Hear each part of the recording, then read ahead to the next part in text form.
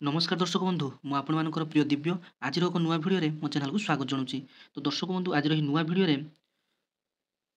Ration card रे e KYC जो गुरुत्वपूर्ण update T आसी आज आम जाना। तो आपण मैंने मोर मोबाइल डिस्प्ले देखुं संवाद ऑफिशियल वेबसाइट रे जो थे आज आप अपडेट टी आसी जे 1 नवेम्बर यही लोक मिलनी रेशन कार्ड अर्थात आपण ये देखिपे आपने जदि जड़े रेशन कार्डधारी 31 अक्टोबर सुधा ई केवाईसी प्रक्रिया संपूर्ण न करती तेबे से आसंता मास पई रेशन पाइब नाही। एहीपरि राशन कार्डधारी नाम मध्य राशन कार्ड हटिଯିବ। ई केवाईसी बिना राशन कार्ड रद्द हेबा परे एही सब लोक माने सरकार राशन योजना रे लाभ पाई परिबे नाही। तो एबे आसंतु जानिबा एही ई केवाईसी रो लास्ट डेट केबे एवं को माने बाद पड़िबे एवं जो भाई भौणी माने हमर बाहर राज्य रे जाइछन्ती काम करिया पई तो सेमाने केमिति ई केवाईसी करिवे। तो एथिपई आमर मंत्री कृष्णचंद्र पात्र जे कि आमर खाउटी कल्याण विभाग मंत्री अछंती तो सी मध्य विकल्प बाट बतैछन्ती। तो ये भिडियो रे आसंतु डिटेल्स जानिबा सब किछि। तो जदि भिडियोटी को प्रथम थर पई देखुथिबे तो चैनल टी सब्सक्राइब कर देबे, नोटिफिकेशन टी को ऑन करी ऑल रे सेट कर देबे जहा फल एमिति इनफॉर्मेटिव अपडेट गुडा को मो चैनल माध्यम रे पाई परिबे। तो दर्शक बंधु आपण माने जानिथिबे तो ये रेशन सामग्रीटी सारा देश तथा राज्यर गरीब तथा बीपीएल परिवार मानक दि जाए। तो आपण मैंने जानिथिबे बीजेडी सरकार समय रे चंचकता करी बहुत अयोग्य हिताधिकारी को मध्य ए रेशन सामग्री दि जाइथिला। तो वर्तमान बीजेपी सरकार आसिया परे तो यही ई केवाईसी व्यवस्था लागू करी अयोग्य हिताधिकारी को बाद देवा एवं नुआ योग्य हिताधिकारी को जोड़िया प्रयास चलाइछन्ती। तो इतिमध्य से ई केवाईसी व्यवस्था को कड़ाकड़ी भाव में लागू करछन्ती। तो पूर्वर मंत्री एने मध्य विवृत्ति देइथिले जे ई केवाईसी कौन निर्दिष्ट समय सीमा नहीं, किंतु आज अपडेट अनुसार आपन को अक्टोबर 31 सुधा आपन को ई केवाईसी कंप्लीट करिया पड़िबो, नचेत नवेम्बर 1 रु आपन राशन सामग्री पाइबे नहीं एवं ना मध्य कटिजवार यथेष्ट संभावना रही।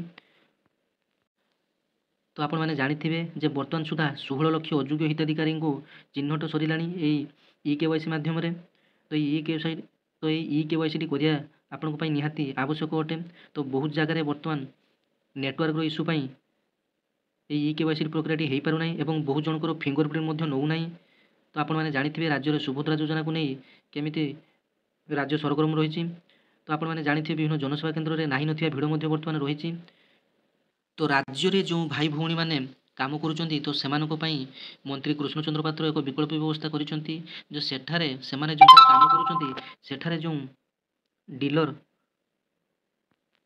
तो सेठारे जो डीलर माने अछंती तो तांको पाखकु जाई ई केवाईसी प्रक्रियाटी आपण माने करि परिबे। तो एठारे प्रश्न उठुची जे बाहर राज्य रे आम राज्यर लोक माननकु काहेकि सेठारे करिबाकु पड़िबो ई केवाईसी। तो सरकार एमानक पई किछि विकल्प व्यवस्था करंतु, नचेत आउ किछि अधिक दिन समय दियंतु। तो बाहर राज्य रे सेमाने कोन पई आम राज्यर लोक माननकर ई केवाईसी करिबाकु जिबे। तो सरकार एमिति किछि कही निज मुंडर दोषटी छड़ाई देले। तो वर्तमान बाहर राज्य रे थिबा भाई और भौणी माने जेमाने अर्थ रोजगार करिया पई जाइचंती तो सेमाने पुणी कोन ओडिसा को फेरी कोन खाली टिपो चिन्ह देई पुणी थरे कोन काम को फेरी जिबे। तो राज्य सरकारंकर यह संपूर्ण हला अपारगता। तो यही ई केवाईसी व्यवस्थाटी आपण माने निज निज मोबाइल रे मध्ये करिवार किछि व्यवस्था करले समस्त उपकृत हुअन्ते। तो आपण माने जानिथिबे जे बहुत जगह नेटवर्क इश्यू पई ई केवाईसी प्रक्रियाटी होई पारु नाही, जहाँफल लोक मैंने घंटा घंटा छिड़ा हुई घर को पलि आसुचंती एवं बहुत जगह एजेंट लोक मैंने डीलर अछंती तो जो माने कि से सिस्टम विषय किछि ही जानी नाहांती। तो एमिति बहुत किछि प्रॉब्लम रही। तो राज्य सरकार निज मुंडर दोष छड़ाइबा पई ई केवाईसी व्यवस्थाटी लागू कले ठीक अछि, किंतु किपरि सठिक भाव में परिचालन हेबो ताहा व्यवस्था करि नाहांती। तो आपणकर नुआ रेशन कार्ड एप्लायर प्रक्रियाटी चालू रही। तो यार नुआ लिस्टटी बा ए रेशन कार्ड नुआ लिस्ट आपण मानकर ए सेप्टेम्बर मास शेष सुधा किंबा अक्टोबर फास्ट वीक रे आपण मानकर आसी जिवो। तो ही रेशन कार्ड रे ई केवाईसी प्रक्रिया पई आपण मानकर आधार कार्ड सहित मोबाइल नंबर संयोगीकरण करबा निहाती आवश्यक।